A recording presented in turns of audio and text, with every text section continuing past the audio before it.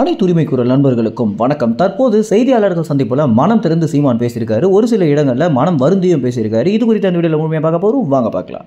NTK versus DMK அப்படின்ற ஒரு விஷயம் தான் இவ்வளவு காலமாக தமிழ்நாட்டுடைய முக்கியமான ஒரு அரசியலாகவே இருந்துச்சு. சீமான் பேசிய எல்லா இடங்கள்லயுமே திராவிட கட்சின்னு வந்தாலே திமுக கட்சி குறித்து தான் பல்வேறு விமர்சனங்களையும் வச்சுட்டு வந்துட்டு இருந்தாரு. ஆனா தற்போது தமிழ்நாட்டுடைய அரசியல் களம் எப்படி மாறி இருக்கு அப்படின்னா, நாம் தமிழ் கட்சி வெர்சஸ் தமிழக வெற்றி கழகம் அப்படின்ற ஒரு சூழல் தான் ஏற்பட்டிருக்கு. இதற்கு முதல் முக்கிய காரணமே விஜய் மேடையில் பேசிய பிறகு பல இடங்கள்ல சீமான் விஜயை குறித்தும் தமிழக வெற்றி கழகத்துடைய கொள்கைகள் குறித்தும் பல இடங்களில் விமர்சிச்சது மட்டும் இல்லாம அந்தந்த செய்தியாளர்கள் சந்திப்பில் இருக்கக்கூடிய நெறியாளர்கள் கூட சீமான கோபப்படுத்தணும் அப்படின்ற நோக்கத்திலே கேள்விகளை கேட்ட ஒரு காரணத்தினால தான் இந்த ஒரு பிரச்சனை தற்போது பூதாகரமாக வெடிச்சிருக்கு. இதற்கு ஒரு முடிவே இல்லையா அப்படின்னு நம்ம அனைவருமே குழம்பி போற அளவுக்கு தான் எல்லா இடத்துலையுமே பார்த்தீங்கன்னா யூடியூப், இன்ஸ்டாகிராம், ஃபேஸ்புக் அப்படின்னு எதை திறந்தாலுமே சீமான் விஜய் எப்படி திட்டாரு, விஜய் சீமானை கண்டுக்காம அரசியல் பண்ணுங்க அப்படின்னா அவங்களுடைய தொண்டர்களுக்கு அறிவுரை கொடுத்துட்டாரு அப்படின்னு இவங்களுக்குள்ள ஒரு பெரிய போரே போயிட்டு இருக்கு அப்படின்னே சொல்லலாம்.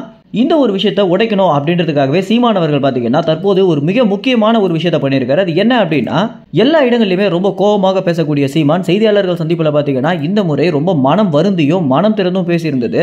இறுதியாக இந்த ஒரு பிரச்சனைக்கு அண்ணன் சீமான் முற்றுப்புள்ளி வச்சுட்டாருடா அப்படின்னு சொல்ற மாதிரி தான் இருக்கு. அதாவது சீமான் என்ன சொல்லியிருக்காரு அப்படின்னா, இன்னும் எவ்வளவு நாள் தான் விஜய்க்கும் எனக்கும் ஒரு பெரிய போட்டி போயிட்டு இருக்க மாதிரியே நீங்க கேள்விகளை கேட்பீங்க அப்படின்னும், கேள்விகளை தயவு செய்து மாத்தி கேளுங்கப்பா அப்படின்னு சொல்லியிருந்ததும், இதற்கு பிறகும் நான் இந்த மாதிரி விஷயங்களை பேச போறது இல்லை அப்படின்னு சீமான் அவர்கள் பார்த்தீங்கன்னா ரொம்பவே ஒரு முதிர்ச்சி அடைந்த அரசியல்வாதி அப்படின்றத மேலும் ஒருவரை நிரூபிச்சிருக்காரு. அது மட்டும் இல்லாம விஜய் குறித்து நீங்க கேட்கக்கூடிய எல்லா கேள்விகளுக்குமே நான் பதில் சொல்ல தயாராக தான் இருக்கேன். ஆனால் நீங்கள் என்ன பண்ணுறீங்க அப்படின்னா, நான் விஜயை திட்டத்தை மட்டும் தான் போடுறீங்களே தவிர விஜய் என்னுடைய பாசமுள்ள தம்பி அப்படின்னு சொல்கிற ஒரு வார்த்தையை கட் பண்ணிடுறீங்க அப்படின்னும், விஜய்க்கும் எனக்கும் கருத்தியல் ரீதியாக தான் பிரச்சனையை தவிர நாங்கள் எப்போதுமே அண்ணன் தம்பி தான் அப்படின்னு சொல்கிற ஒரு விஷயம் கூட வீடியோவில் வரமாட்டேங்குது. இதனால சில ஊடகங்களுக்கு நான் செய்தியாளர் சந்திப்பை கொடுக்க போகிறதில்ல, அவங்க செய்தியாளர்கள் சந்திப்பு வந்தால் கூட அவங்கள மைக்கை எடுக்க சொல்ல போகிறேன் அப்படின்னு சீமானவர்கள் பார்த்தீங்கன்னா சில யூடியூப் சேனல்களை ரொம்ப கோபமாகவே திட்டிருந்தாரு.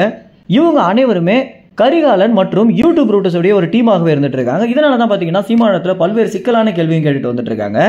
எது எப்படியாக இருந்தாலும் இனிமே விஜய் குறித்து சீமான் ரொம்ப அவதூறாக பேச வேணாம் அப்படின்னு முடிவெடுத்திருக்காரு அப்படின்றது தான் இதுல இருந்து தெரிய வருது. இந்த தகவல் குறித்து என்ன நினைக்கிறீங்க அப்படின்றது உங்க கமெண்ட்ஸ்ல தெரிவிங்க. நன்றி, வணக்கம்.